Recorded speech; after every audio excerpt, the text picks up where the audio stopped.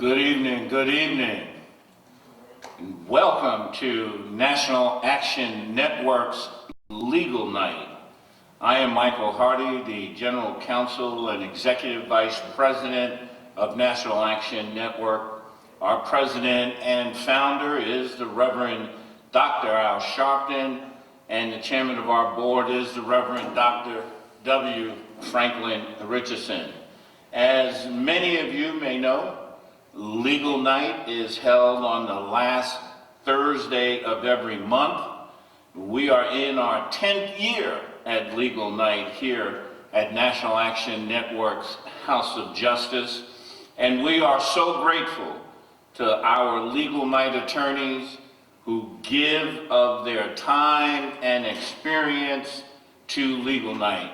We're also grateful to all of you in the community who generally turn out on the last Thursday of the month for Legal Night, because everybody knows if it's the last Thursday of the month, it's Legal Night at National Action Network, and we welcome all of you. As you should be well aware, the world and this nation has experienced a coronavirus pandemic. And we are doing this webcast this evening because most of the nation, and certainly here in New York State and City, we are on a pause. 100% of the workforce and residents generally must stay home, except those involved in providing essential services. You know, worldwide, there are just about 500,000 cases of the coronavirus. And here in New York, there are close to 40,000 cases, and that is close to half of all cases in the United States. The virus is very contagious, and everyone should have learned by now that practicing and protecting yourself and others is extremely important, and particularly protecting yourself and those that are older and have weakened immune systems are especially important. Because of the pandemic and the pause that is happening in the state, with all non-essential services shut down and all sporting events and live entertainment events and gatherings are prohibited to ensure the health and safety of everyone, we're not able to gather here tonight at the House of Justice to address your general and specific legal concerns that may be happening in your life. Here at National Action Network, though, we have tried to be as active as possible during the crisis. We have partnered with the World Central Kitchen to provide hot and cold meals every day to people in need. And of course, the doors of the House of Justice have remained available for those who may find themselves in a crisis. You never know when a crisis is going to hit, just like with this coronavirus. But many know that when there is a crisis, National Action Network is one of the places that will definitely know how to assist and ensure that you are moving in the right direction. So, what does that mean? That means National Action Network is here for you. And we want you to know that you don't have to walk in the dark. National Action Network is there, shining a light. Before I continue, I would like to have our National Crisis Director address some of the specifics that are happening in our crisis work here at National Action Network. You know, it is, you know, the legal night here at National Action Network, the last Thursday of the month, is always an exciting time here at National Action Network because many of you are here in the audience. And, you know, we've always said that, you know, legal night is the place that so many people come to when there's nowhere else for them to go. And we often know that those that are here in most cases have probably tried to be and go everywhere else. But then this is where they come, because they know that here at the House of Justice and Legal Night at the end of the last Thursday of every month, the doors will be here and we will have attorneys here that will help you address some of the issues that you're confronting. And so we want you to always know that we're going to be here. And as I said, National Action Network is in our 10th year. And so we wanted to come to you tonight in the only way we could, since we cannot gather, to let you know that our crisis department and all of the departments at National Action Network are on the case and making sure that people in need and their needs are being addressed. William Allen is our National Crisis Director here at National Action Network, and he's the one on point every day. When you are calling during the week and issues come up for you, it will go through our National Crisis Department, and this is happening all over the country. And so, William Allen, thank you, if Michael. you could tell us and let us know what is going on here at National Action Network with regard to our crisis department, and how have we been managing in light of the very serious and deadly coronavirus. Thank you, Michael. It's been certainly challenging for us these last last 10 days, but we've still been successful in terms of addressing. The mics are connected to handles. Are you directed back there? Yeah. All right, we're talking to people, okay. William. But we've been very successful. We're still getting all the phone calls coming into the national headquarters here, House of Justice. We've been able to still refer them to resources. Unfortunately, some of those resources are operating remotely, so that the timeline has been challenging for us. I think those who call us and seeking help have found us to be the place to contact. And it could be a variety of things. When you hear the word crisis, Michael, it's not so much where is someone on death row or someone who's facing a court date the next day. Often sometimes it's social capital items. Some people who call us just don't know what to do. And they trust Reverend Sharpton and they trust this organization to really kind of be like a big brother, big sister, say, hey, here's what you do to do that. Here's who you contact to get that done.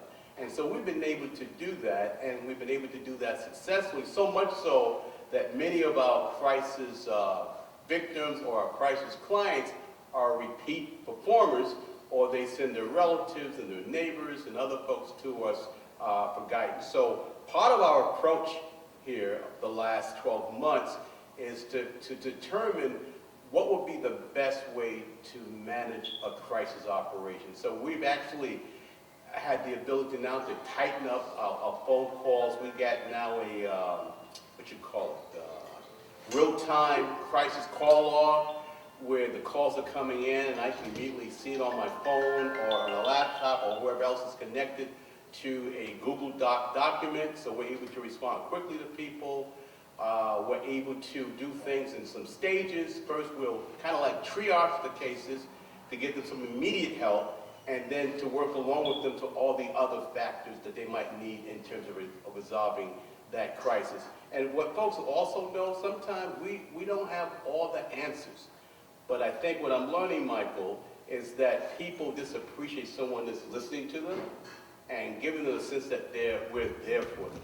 And so I think because of that, we have been very successful. Now, when you compare our organization to other organizations, you will find that what we do is so unique. Every time someone calls us about assistance, I ask them, is there any place else that you can think of that you can turn to for help? And they always say no. And so that's interesting, and that's not something that we really want to be proud of, but we certainly recognize the fact that we're unique and that we got to perform this particular role because there is no other place for people to go. So if you're a crisis victim and you're calling us, here's what might happen. Here's what might happen. So you call us 877-626-4651, 877-626-4651, and you say, I'm concerned about my child's school.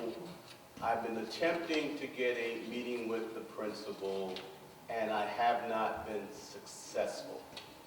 And so some people might say, okay, let me call the principal for you and find out what's going on. But our approach is a little different. Our approach, we will ask questions like, how often is the Parent-Teachers Association meeting at the school? How many teacher-parent nights are there? Have they been in attendance at those meetings? Are there some barriers from stopping them from participating? We begin to ask a whole lot of other questions. We even ask questions like, in terms of civic engagement. Are you voting? Do you know where your poll is located at? Do you know your elected officials? How are the schools organized? Is there a school board? Is there an active parent council? So part of our approach is to make sure that all of our crisis victims and those who call us become civically engaged in their community, and they learn also more and more about this association. And so in crisis operation, we're always proud at the Saturday rallies when some of our crisis clients show up, they come and they join the association and they become civically engaged and they come back and volunteer to help somebody else. So to me and for others, crisis is not so much just helping someone in crisis. Crisis is preparing that person who's been in crisis, helping them to help somebody else. And so that is our approach. I think we've been very successful over the last 12 months. We're now attracting more and more people who want to help us out. The list of lawyers that want to work with us is growing. One of the great needs that we had, Mike, over the last couple of months was wanting to have family law lawyers. We had a shortage on that, and lawyers that specialize in education. And over the last month and a half, we've had 6 lawyers who said, hey, we can help you with that category. So I can see that we're growing, and certainly around, not just here in New York City, but also around the country. In fact, tonight, I'm due to be on a call at 8 p.m. with the region directors, and we're going to start on a weekly or bi-weekly basis discussing crisis cases and how the chapters can be actively involved in those cases and how we can work together. So I'm extremely excited for us, and certainly I am saddened by what's currently going on in our country and around the world with the coronavirus, but I think it has presented to us a unique challenge of how to take advantage of all the technology and other resources in our community. And so that Michael, no, the phone calls have not stopped, and I think that we're getting better and better. And of course, we're a national organization. Our crisis department works across the country. And William, why don't you tell people whether they're in California or Louisiana or Detroit, that they can connect with National Action Network. It's the reason why we have an 800 number, because it's 877-626-4651. That's our national toll-free number, and it serves all the states of the United States and its territories, and even people from Canada calls us up. So we got chapters in most of the states throughout the country, and if you're calling from an area that doesn't have a chapter in your state or in your community, well, guess what? We invite you to assist us in helping develop a chapter in your community and in your state. And that's how you build a movement. You know, at the end of the day, sometimes when you're looking for the help that you need for yourself, you realize that you are the help. And so here at National Action Network, we're here to get you in shape, to give you the support, to identify the resources so you can become an effective leader in your community. So we got some exciting chapters. The National Field Director is Reverend who does an extraordinary job. Work very closely with him. We got some great regional directors all across the country. They are passionate about this work. They are always excited to hear from you, and we would love your participation. All right. And once again, you should know, if you're, no matter where you are in the country, if you need to reach the House of Justice, if it's a crisis, or if you just want to know more about National Action Network, you can always call, as William said, 1-800-646-6 877. 877-626-4651, 877-626-4651, 877-626-4651, and that will of course connect you to the National Action Network and to our crisis department here at National Action Network, and through there you can be connected across the rest of the country for various needs that you may have. Now, wherever you are in the nation, as you know, in most places, and certainly in most cities across the nation, everything has closed down, whether they're bars, restaurants, as I said, entertainment venues, everything is closed down, and you're pretty much required to stay home because there's a almost 100% stay-at-home edict in most places, and again, certainly here in New York State and New York City. And so that's important, and again, it's important to make sure that you're taking care of yourself with National Action Network.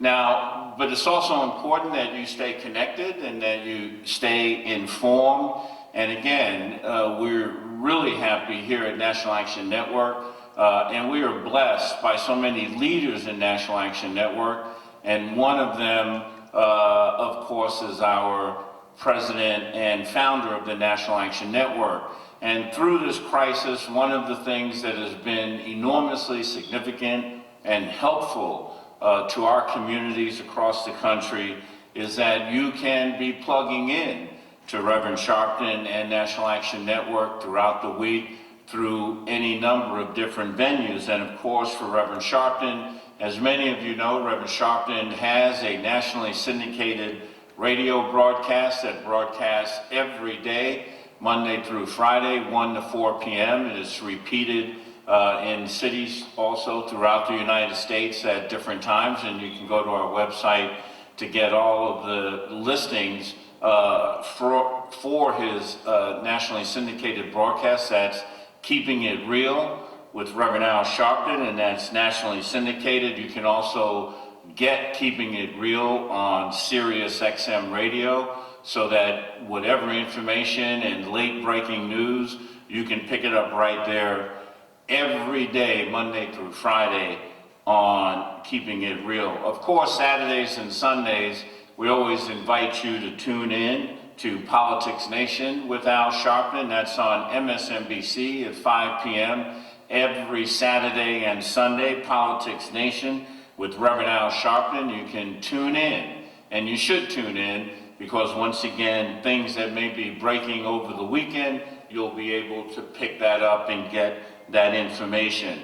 On Saturday mornings, our Saturday morning rallies, which we have been doing our Saturday morning rallies since the founding of the organization in 1991, and have never missed a Saturday where we have not maintained our Saturday Action Rally. And so again, you can tune in on WLIB.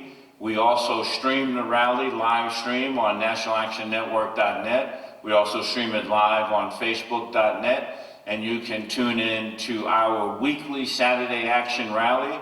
And again, while we cannot have an audience for the rally during the week because of the restrictions and the pause that's happening in New York City and New York State, the broadcast is still going on. And therefore, if you're looking to see where the action is on Saturday morning, you can find it right there on WLIB 1190 AM, and always during the 10 o'clock hour of our broadcast, which is from 9 to 11 AM on WLIB, during the 10 o'clock portion of our broadcast, you can also tune in on television on the Impact Television Network. and tune in to the 10 o'clock hour. Of course, it's the 10 o'clock hour when Reverend Sharpton makes his weekly statement on our Saturday Action Rally broadcast. So we want to make sure that you tune in on Saturday mornings for the Action Rally. And then, of course, on Sunday mornings on WBLS and other FM stations across the country, you can tune in with Sunday mornings with Reverend Al Sharpton. So once again, we are always trying to keep you in the loop, keep you connected. So there is no shortage of ways to keep connected and be part of the action. A couple other things that you really need to know, and this comes back to our crisis department and to our legal night services. Many of you should know, particularly here in New York State and in many cities across the state, obviously our court system is facing the same strains as everyone else is across the nation. And many courts have had to adapt to the coronavirus. They've had to engage in the proper kinds of social spacing and still, while they are addressing emergencies and other essential matters that have to go through the courts. And so wherever you are in the nation, please make sure, particularly if you have court cases that are pending, if you have other legal matters that are pending, you certainly want to make sure that you are finding out, and in most cases, in whatever city or state you're in, you can go to the web and click into whatever state court system may be there that will give you the information you need with regard to the status of the courts in your state and in your city. Here in New York State and in New York City, again, the courts have gone into emergency mode here. And so you should know, again, that the courts, the criminal courts have moved to video monitoring of arraignments and things of that. There is a broad administrative order that's in place with regard to the New York State courts.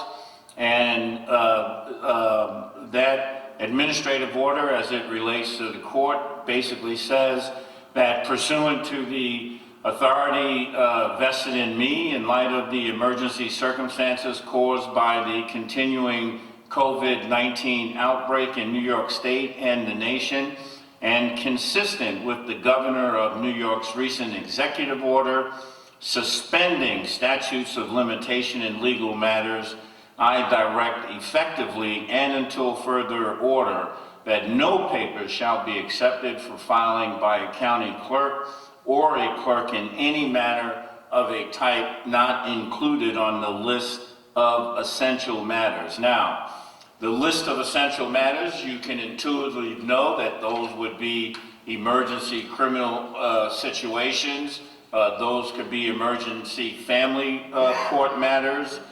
They could be emergency matters relating to mental hygiene, and they can be emergency matters relating to the housing situation in the city. And so if any of those matters are there, it is best to go to the court's website, and in New York State, of course, you can go to www.newyorkstatecourts.gov, and you can get the information with regard to how our courts are working. You know, part of being in crisis sometimes involves a loved one either being arrested or other emergency happening that involves the court. It could be an elderly person. You know, with an elderly person, it could be a mental hygiene issue, it could be a guardianship issue, it could be a family matter issue that raises to an essential level. And so you need to know how to make sure that if you're in any of those situations, you know how to access the courts during this COVID virus. So once again, really urging you in terms of our Legal Night people that participate with us in Legal Night to make sure that you go to the court website to check to see exactly how the manner in which the court is operating in this time of the crisis.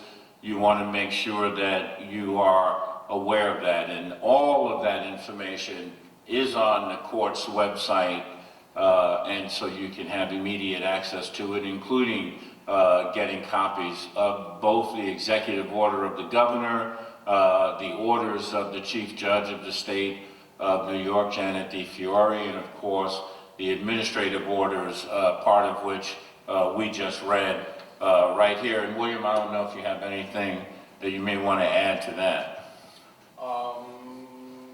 We're always seeking more lawyers to serve our community, not only here in New York City, but around the country.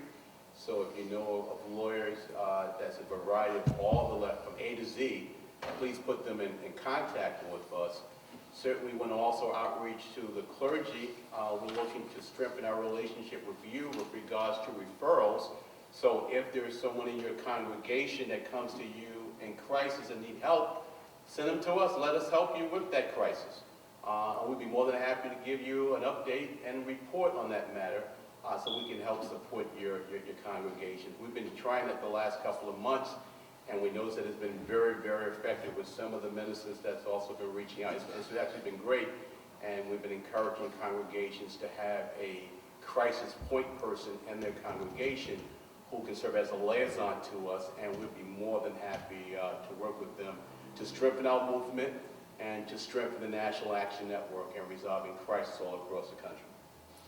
All right. And, you know, we did have one question. By the way, one of the things that we're beginning at Legal Night, and we instituted it because of the crisis, in case people had limited ways in which to get information, and of course, with Legal Night not being able to have a live program where our attorneys can attend and everything else, we began an email which is Legal Night, and night in that is N-I-T-E, so Legal Night at nationalactionnetwork.net, Legal Night, N-I-T-E, at nationalactionnetwork.net, and you can email questions or seeking information with regard to both our crisis department and with regard to matters relating to Legal Night. You can send in your questions or concerns or things that you may want us to know about, and you can email that at legalnight@nationalactionnetwork.net. That's legalnight@nationalactionnetwork.net. And we did have one person, and they called in on the 1-800 line. That's 1-800-877-626-4651. Sheldon Frisbee called in. He's a member, and he asked a question as to whether does hot water cure COVID-19? And neither William or I are medical experts, and so we can't really answer that question for you, but certainly you should call the health department in New York City or New York State to try to get information on that. I would only say, you know, that viruses in general and most other things, which is why you are urged to always be washing your hands, because you know, it may help in dealing with the virus, and that's exactly why you're asked to wash your hands with soap and water. That's why you're asked to use hand sanitizer. All of these things, you know, have an effect on reducing your vulnerability to getting the virus. But in most cases, hot water can't hurt anything, I'm sure. But again, you should get some professional direct information on that, and you can do so because all of the public health, including the CDC, all have websites that you can access and get that information. And also, you can go to both the New York State and New York City websites, the New York State and New York City government, and they have information in New York City. Of course, they also have the Stay Home, Stop the Spread of Coronavirus, and this is on the New York City website. And of course, that gives you all the information with regard to protecting yourself and others, protecting the most vulnerable, what to do if you're sick, and obviously how to reduce overcrowding, because again, social spacing is enormously important during our battle against this virus. So with all of that said, we want to again thank you for being with us for our legal night, because if it's the last Thursday of the month, it's legal night at National Action Network. And again, we're in our 10th year, and you know, part of anything being successful is to always know that it will be there when you need it. And so we wanted you to know that the Legal Night team is here. There's a way to get to us, which is legalnight@nationalactionnetwork.net, again, with questions and concerns. So lastly, before we go off, let me again remind everybody to make sure that you complete your census. You should have received or begin receiving everything in the mail. Answering the census is enormously important. It's like voting. If you are not counted, then you don't count. So again, thank you again. We so appreciate you being with us here at Legal Night. God bless you. April's Legal Night is the last Thursday of the month, which is April 30th. You want to stay posted to make sure that you get information with regard to Legal Night and and you can do all of that. We were just asked to make sure. We also indicated that National Action Network, coping with COVID-19, protecting our communities, because we will be doing a town hall, a virtual town hall that will be on Sunday, March 29, 2020, 7 p.m. to 8:30 p.m. You can register at www.nationalactionnetwork.net, or you can call 877-626-4651,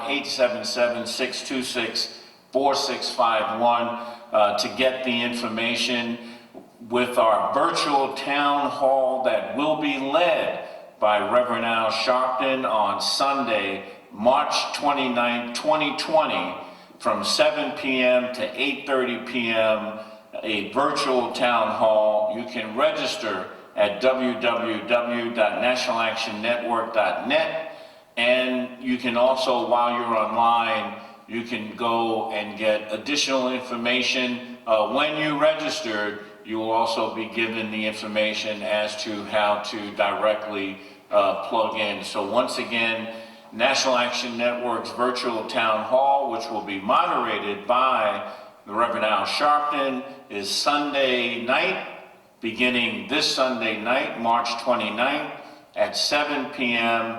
Register at nationalactionnetwork.net and call 877-626-4651 to get more information. And as we have said throughout being with you tonight, National Action Network is handing out hot and cold meals to those that are in need during the week. And you can stop at the front door of National Action Network, where they will have the setup where you can stop by, pick up the meal. We'll also making arrangements with those that we know are in special need to have those meals delivered. So again, once again, on behalf of National Action Network, on behalf of Reverend Al Sharpton and Reverend Dr. W. Franklin Richardson, the chairman of our board, we thank you for taking the time and signing on to be with us for our legal night. If it's the last Thursday of the month, it is legal night at National Action Network. So once again, thank you, God bless you. April's legal night again is the last Thursday of the month, which is April 30th, literally the last day of the month and the last Thursday of the month. So be careful, take care, and we will see you. If you want to be part of the action, make sure that you are tuning in, clicking in, signing in, and being with National Action Network. Thank you. God bless you. Good night.